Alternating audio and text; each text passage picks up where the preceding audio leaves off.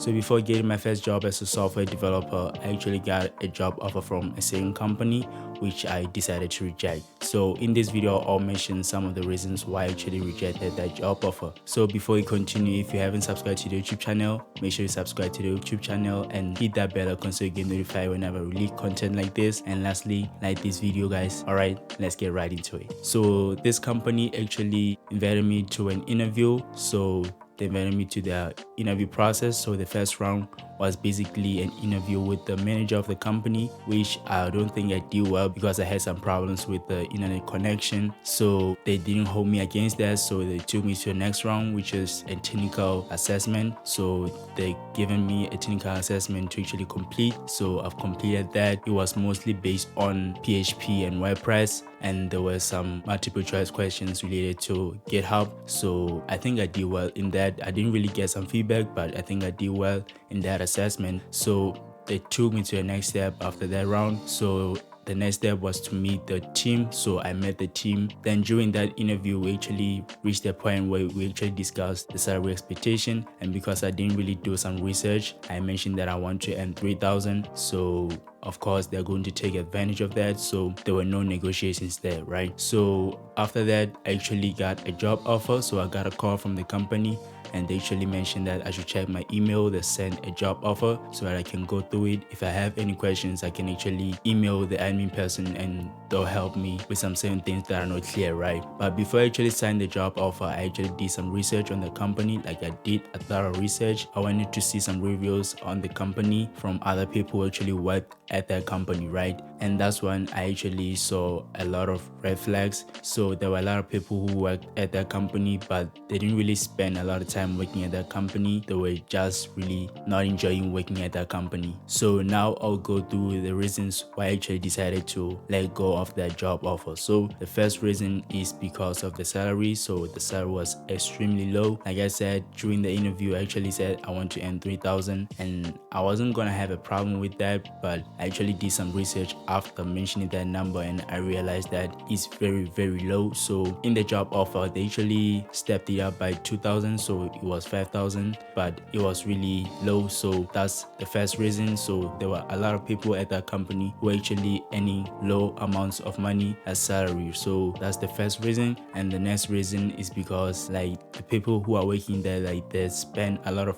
hours just working, so they are not usually taking breaks. So they are put under a lot of pressure, so they work for long hours. I saw that on the reviews. So that's another red flag that I saw that I took into account in making the decision that I made. So yeah, the people who are actually working at the company, they're working for long hours, which is not good because as a developer, you need to take certain breaks. You need to take a lot of breaks during the day so that you can refresh your mind, because if you just code the whole day, your mind will not really produce a lot of good products, right? And on top of that, the people who are actually working at that company, they did mention that you're going to work 6 to 6, which is really bad because usually people work for 9 hours. So the next reason is actually not related to the reviews that I saw. It was just something that was included in the job offer. So they mentioned that I need to relocate to where the company is located at. So the company is located in Mpumalanga, so I had to actually go there. I had to actually find some accommodation. I had to actually travel. Like it's a lot of expenses, and the company was not actually going to reimburse me. So I had to actually spend my whole money to actually go there and do all these things. So that was another reason that actually affected my decision to actually avoid taking this job offer. And another reason is that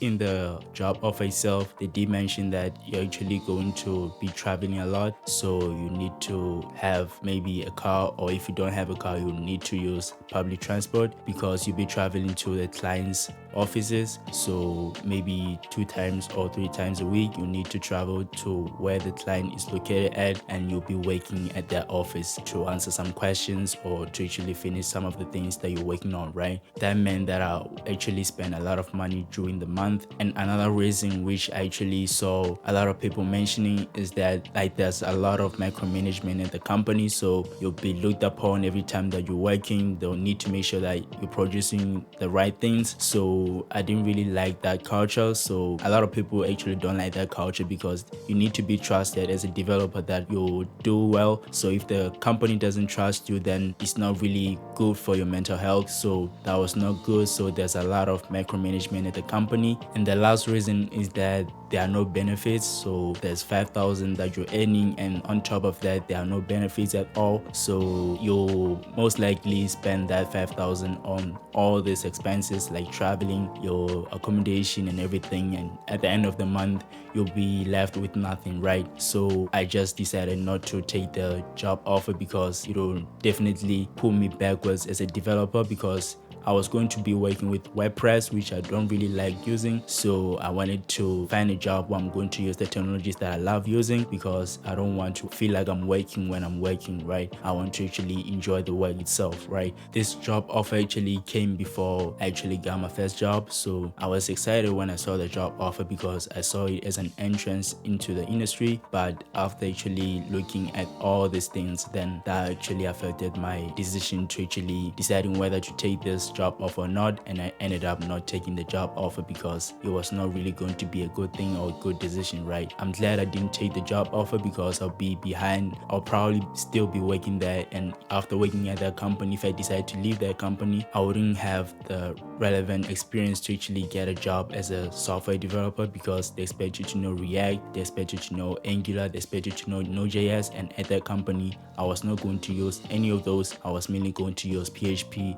and WordPress, right? If you have that experience on your CV, you'll probably get a job as a WordPress developer, so that will be your next job. So you'll always be working as a WordPress developer. If you're actually in the stage where you're actually looking for a job and you're going through the interviews, make sure that you do some research on the company, try to see some reviews on the company to make sure that you know what the company is and what the company provides, or what the company's culture is like, so that you can actually know before you actually waste your time going through all these interviews. So yeah, just do your own research, and even after you get the job offer, just do your own research to make sure that this is the right company for you. So yeah, I hope this helps anyone out there who's looking for a job or is currently going through the interviews. So that's gonna do it, guys. If you haven't subscribed to the YouTube channel yet, make sure that you subscribe to the YouTube channel and hit that bell icon so you get notified whenever I release new content. And lastly, like this video, guys. Thank you guys so much for watching this video. Have an awesome day. Bye.